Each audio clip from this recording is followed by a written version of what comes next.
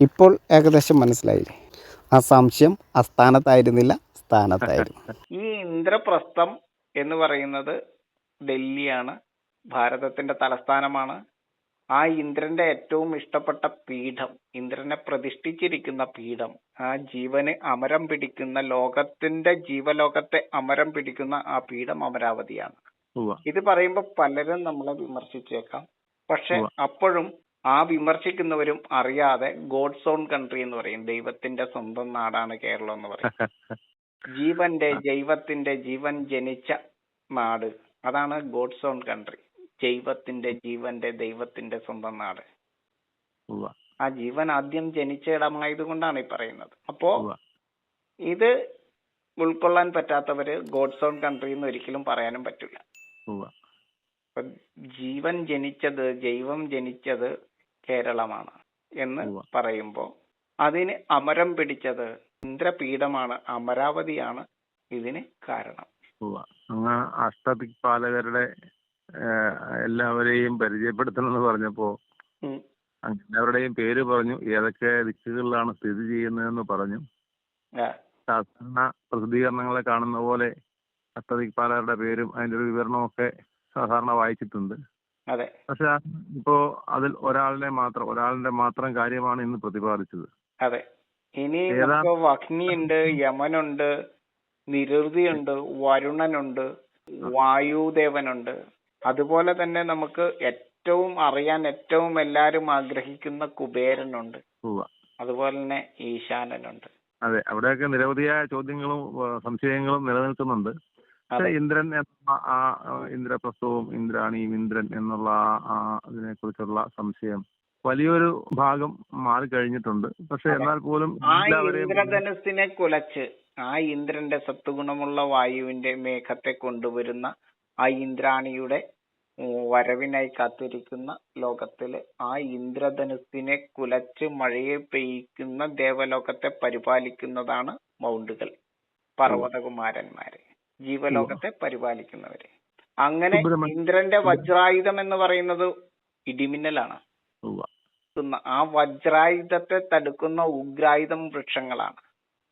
ഇന്ദ്രന്റെ ആ ആയുധത്തെ, ഇടിമിന്നൽ എന്ന് പറയുന്ന ആ ഉഗ്രായുധത്തെ തടുക്കുന്ന ആയുധമാണ് വേല്, വൃക്ഷങ്ങളാണ്. അതുകൊണ്ടാണല്ലോ ക്ഷേത്രങ്ങളിലൊക്കെ അരയാല് വെച്ച് പിടിപ്പിക്കുന്നത്. അതെ. അപ്പൊ ഈ അഷ്ടദിക്പാലകരില് ഒരാളിലേക്ക് നമ്മൾ ഇന്നെത്തി. നമ്മൾ നാളെ നമുക്ക് വീണ്ടും 8 ദിക്കിലെയും പാലകരെ കുറിച്ചും അതിന്റെ പീഠത്തെക്കുറിച്ചും അതിന്റെ ഓരോ പ്രാധാന്യത്തെക്കുറിച്ചും എങ്ങനെയാണ് ഈ അഷ്ടദിക്പാലകരാൽ ജീവലോകത്തെ സംരക്ഷിക്കപ്പെടുന്നതെന്നും ഇതെങ്ങനെയാണ് ഈ ഭൂമിയിലെ മുഴുവൻ പ്രതലത്തിലും മുഴുവൻ ഭൂഖണ്ഡങ്ങളിലും ജീവനെ സംരക്ഷിക്കുവാൻ കാരണമാകുന്ന പാലക പീഠങ്ങളാകുന്നത് എന്നുമുള്ള ശാസ്ത്ര രഹസ്യം നമുക്ക് ഓരോ ദിവസവും എത്രമാത്രം പറഞ്ഞു പോകാൻ പറ്റുമോ അതേ രീതിയിൽ നമുക്ക് പറഞ്ഞു പോകാം. വളരെ നന്ദിയുണ്ട് സന്തോഷ്, വളരെ നന്ദി. എനിക്കൊരു ആഗ്രഹം, അപേക്ഷ, അത് ഈ അഷ്ടദിക്പാലകര് ആരാണെന്ന് പരിചയപ്പെടാൻ വേണ്ടി അങ്ങോട്ട് ചോദിച്ചപ്പോ അങ്ങ് ഇന്ദ്രനെ പരിചയപ്പെടുത്തി. ഇന്ദ്രപ്രസ്ഥം, അമരാവതി, ഇന്ദ്രാണി, അതങ്ങ് നമ്മുടെ ഇന്ത്യ ഭാരതം വരെ അതിന്റെ മുഴുവൻ കാര്യങ്ങളെ കുറിച്ച് അങ്ങ് വിശദീകരിച്ചു.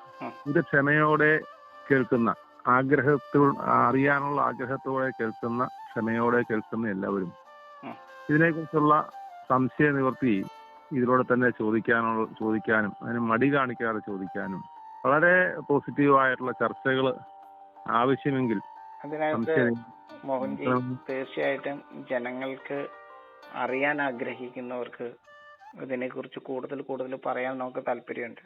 തീർച്ചയായിട്ടും അറിയാൻ ആഗ്രഹിക്കുന്ന ആളുകൾ വീണ്ടും എന്റെ ലളിതമായ സംശയങ്ങൾ മാത്രമാണ് ഞാൻ അങ്ങോട്ട് ചോദിച്ചത്. അതിനെ കഴിഞ്ഞൊക്കെ വളരെ വിശദമായി ഇതിനെക്കുറിച്ച് സംശയ നിവൃത്തി വരുത്താനുണ്ടാവും. അതില് ഒരു കാര്യം അതായത് അഭിപ്രായങ്ങളല്ല, അറിവാണ് ഷെയർ ചെയ്യപ്പെടാൻ. മുൻധാരണകൾ വെച്ചിട്ട് ഇതിനെ നമുക്ക്, മുൻധാരണകളല്ല, യഥാർത്ഥമായിട്ടുള്ള അറിവിനെ ആഗ്രഹിക്കുന്ന രീതിയിൽ, ആർജിക്കുന്ന രീതിയിലുള്ള ഒരു അവസ്ഥയാണ്. വളരെ ക്ഷമയോട്, അങ്ങ് പറഞ്ഞ പോലെ വളരെ ക്ഷമയോട് കൂടിയിട്ട് ഇതിനെ കേൾക്കുക. അതെ, വളരെ ക്ഷമയോടെ ഈ അഷ്ടദിക്പാലകരെ കുറിച്ചുള്ള ആ ബോധം, ആ ജ്ഞാനം, ആ അറിവ് കിട്ടുമ്പോൾ തീർച്ചയായിട്ടും സംശയങ്ങൾ ഉണ്ടാവാം. അതെ, ആ സംശയങ്ങള് അറിവ് കൃത്യമായി നമ്മൾ സമ്പാദിക്കുമ്പോൾ അഭിപ്രായങ്ങൾക്കും സംശയങ്ങൾക്കും സ്ഥാനമില്ലാതാകുന്ന ഒരു അന്തരീക്ഷം വരും തലമുറകളിൽ ഉണ്ടാവണം എന്നുള്ള ആഗ്രഹമുണ്ട്. തീർച്ചയായിട്ടും അതിനായിട്ട് ഇത് ക്ഷമയോടെ കേൾക്കുന്ന ആളുകൾ, നല്ലവരായ ആളുകൾ എല്ലാവരും സംശയ നിവർത്തി വരുത്തുവാൻ അങ്ങുമായിട്ട് സമ്മതിക്കണം, ഈ ചാനൽ സമ്മതിക്കണം എന്ന് തന്നെയാണ് എന്റെ ആഗ്രഹം. വളരെ ഇതിനകത്ത് സന്തോഷം. മറ്റൊരു കാര്യം എന്ന് പറഞ്ഞാൽ അഷ്ടദിക്പാലക പീഠങ്ങളെ പ്രതിഷ്ഠിച്ച് ഭാരതത്തിന്റെ അഷ്ടദിക്കിനെയും ഭഗവാന്റെ അഷ്ടബുദ്ധി ഗുണങ്ങളാൽ പ്രതിഷ്ഠിച്ചുറപ്പിച്ചത് ഭഗവാൻ ശ്രീകൃഷ്ണനാണ്.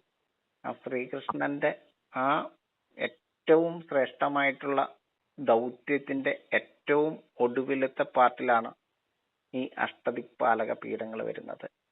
ഉവ്വ. ആ അഷ്ടദിക്പാലക പീഠങ്ങൾ എന്താണെന്നും അതിന്റെ ഗുണങ്ങൾ എന്താണെന്നും അതെങ്ങനെയാണ് നമ്മുടെ ജീവനെ പാലിക്കുന്ന ദിക്പാലകരാകുന്നതെന്നും ഉള്ള ആ സയൻസ് അത് നമ്മൾ കൗതുകത്തോടെ കേൾക്കുക. എന്നിട്ട് മാത്രം അറിഞ്ഞതിന് ശേഷം മാത്രം അതിനെക്കുറിച്ച് വിമർശിക്കുക. ഇതാണ് പറയാനുള്ളത്. വലിയ സന്തോഷം. ആരും വിമർശനത്തിന് അതീതരല്ല. ഇത് ഒരു കാര്യം കൂടി പറഞ്ഞിട്ട് നിർത്താം, ഇത് എന്റേതല്ല ഈ അറിവുകൾ. ഇത് ഭാരതം ലോകത്തിന് മുന്നിൽ വെച്ചിരിക്കുന്നതാണ്. ഈ അഷ്ടദിക്പാലക പീഠങ്ങളെല്ലാം ശ്രീരാമ സിദ്ധാന്തമാണ് അല്ലേ? അതെ, ഇത് ശ്രേഷ്ഠമായിട്ടുള്ള ഒരു ഏറ്റവും ലോകത്തെ അത്ഭുതപ്പെടുത്തുന്ന പാലക പീഠങ്ങൾ തന്നെയാണ്. ആ പാലക പീഠങ്ങളെ കുറിച്ച് എത്ര പറഞ്ഞാലും എത്ര വർണ്ണിച്ചാലും മതിയാകാത്തതാണ്. അപ്പൊ നമുക്ക് തുടരാം. ഇപ്പോൾ ഈ ഇന്ദ്രനെ കുറിച്ച് നമ്മൾ ഇന്ന് പറഞ്ഞു, അമരാവതിയെ കുറിച്ച്, ഭദ്രാസ്യത്തെ കുറിച്ചാണ് നമ്മൾ സംസാരിച്ചത്.